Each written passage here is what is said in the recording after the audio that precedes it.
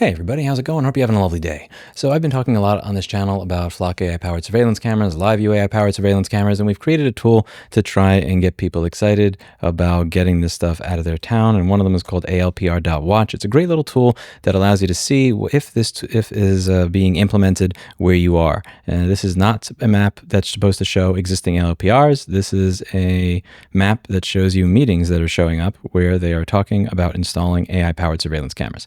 And somebody brought to my attention that in my good old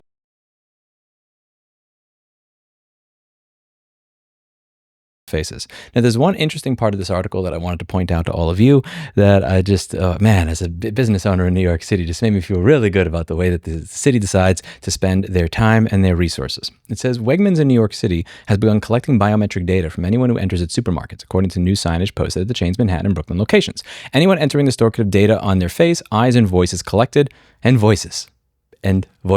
collected and stored by the Rochester headquartered supermarket chain. And again, when we're talking about this type of data, we're not talking about like storing an audio recording of what you said in the store and then it just gets overwritten because the camera is also recording audio. We're talking about recording that so that it can identify you and say that this voice, when you hear this, is this person with this face, which may be this person with this credit card. And it's just creepy kind of stuff. But when you go back to what it says, they're talking about the scanning system. And now they have to have this on the store for stores in New York City. It's part of the law. You have to have this thing. This is biometric identifier information collected at this location. Now, one of the things that I found the most interesting about all of this is that in spite of that being the law, guess who's in charge of enforcing it if you live in New York? You. That's right, you. It says the agency in charge of implementing the law has no enforcement mechanism for businesses that do not comply, according to spokesperson for Department of Consumer and Worker Protection, who said that customers are free to pursue their own legal action. So I would have to find out whether or not a store is doing this by somehow getting access to and auditing their systems as a member of the general public. And then after doing that, then decide that I'm going to hire my own lawyer at the $1,200 an hour that New York City lawyers are going to cost if I want to actually get a store in trouble for breaking the law. However, if Lewis has his license number on his license right in the front of the store on his business cards, but doesn't have it on his receipt, you know who enforces that? They do. And you know who finds me? They do. This is from May of 2012. Literally months after I opened my store. Let's contrast that to what it's like to being a small business owner in New York City. 14 years ago when I opened my store, that was a long time ago. I had hair back then. 14 years ago when I opened my store, a few months after I opened in May of 2012, I got what would have been a $1,000 fine because of my license number. So you have to get a license to be a home electronics and appliance service dealer in New York City.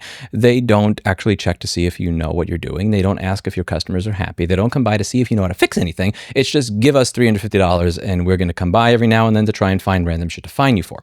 One of the things they fine you for is if you don't have your business license number prominently displayed on your business location, which makes sense. Again, if somebody wants to complain about my business, they have every right to go to the city government and complain about me screwing them over. So I had my business license number on my receipt. I had my business license number on the business license was prominently displayed in the front of my store, but it was not on my business card because the manual at the time that it was written did not fucking say I needed to do that. Well, they have the right to change the rules at any given time on the 600-page manual that I'm apparently supposed to read while figuring out how to service my customers and pay my insane rent, and say that I need to have my business license number on the business card as well, because having it on the receipt and having it on the fucking wall is not enough. And I got a $1,000 fine for that. You know why I got a fine for that? Because they have time to hire somebody at the Department of Consumer Affairs to go door to fucking door and find people who are not abiding by this bullshit.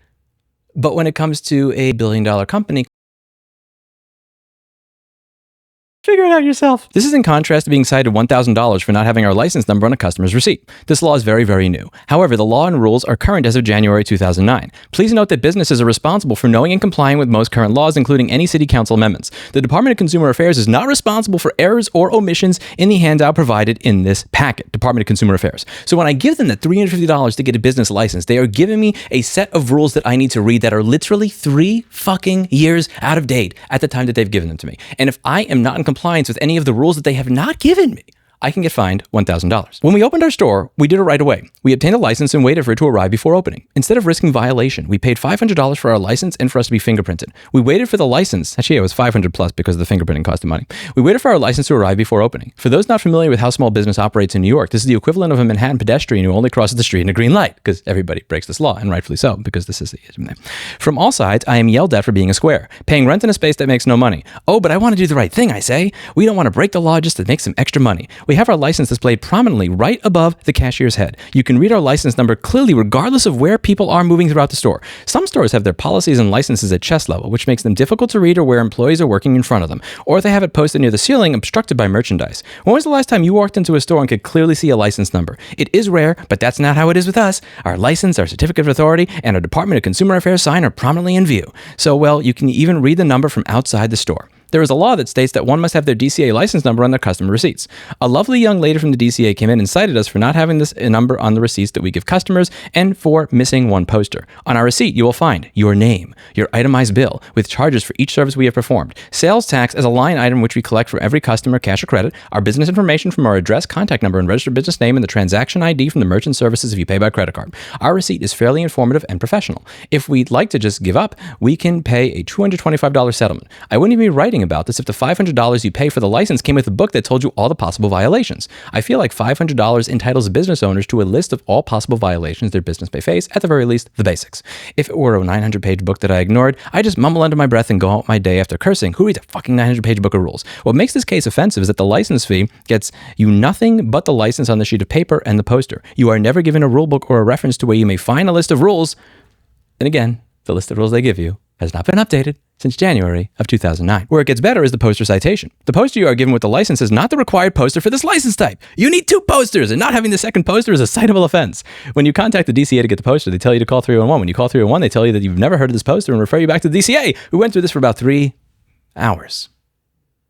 Shout out to Lauren if she's out there and remembers having to deal with this. She was my first receptionist, amazing person, and had to stay on the phone with the DCA in 301 for 3 hours. I love to bring this up at a hearing because I feel under the circumstances the $225 fine is unfair. The DCA creates rules, does not make them available, and then cites you for breaking them. Adding insult to injury, a sign we are cited for not having is seemingly unavailable from the department who issued the citation. To keep you from attempting to escalate the issue, they tell the business they may face an additional $775 if you face the hearing, and it is decided in the favor of the city. Many businesses in the Midtown Manhattan area have been hit by these extortion artists recently. If you are a small business owner to whom this sounds rigged, let's get drinks after the shop closes. We have a lot to talk about. Wegmans and other businesses that collect biometric data are required to post signs announcing the practice because of a 2021 city law. But it's unclear how many companies may be using similar practices. Do you know why? Because there's nobody to audit them. Do you know why? Because if I walk into a store and I ask them, can I see the biometric data you collect? Can I log into your camera system and see what it is you're doing? They're going to tell me to go fuck myself because I am a normal, average, everyday customer and I have no fucking authority. I have no ability to audit any of this on my own. But I can sue you myself to enforce it. I haven't done a video on New York City in a while. I don't read about the news in New York City on a regular basis and just seeing the word raises my blood pressure. Nothing makes any fucking sense. What type of businesses are more likely to collect this type of data? Small businesses that have no money to pay fines or big businesses that have lots of money to pay fines? Probably the latter. Where does New York City spend their enforcement resources? On the businesses that have pennies or the businesses that have billions? Of course, it's the former. Of course it is. Because why would anything make sense in that clusterfuck of a city? But let's bring this back to the conversation that I want to start in the comments here. If you hear that a business is going out of their way to collect as much biometric data as possible, and they put that on their sign, and they say upfront that they're going to do that, does this make you more or less likely to shop at their business? Would you go to that business? Would you go to competing businesses, even if competing businesses charge more money for their products or services, if you knew that they were not taking part in these practices? And above all, do you feel like this actually does anything when you see this sign, knowing full well that this sign is being put up essentially in the honor system, and that if I were collecting this type of data and I did not put up the sign, that it's not because I'm not collecting the data, it's just because there's nobody there to police it. Because again, apparently in that city that has over $100 billion budget, you're supposed to police the shit yourself.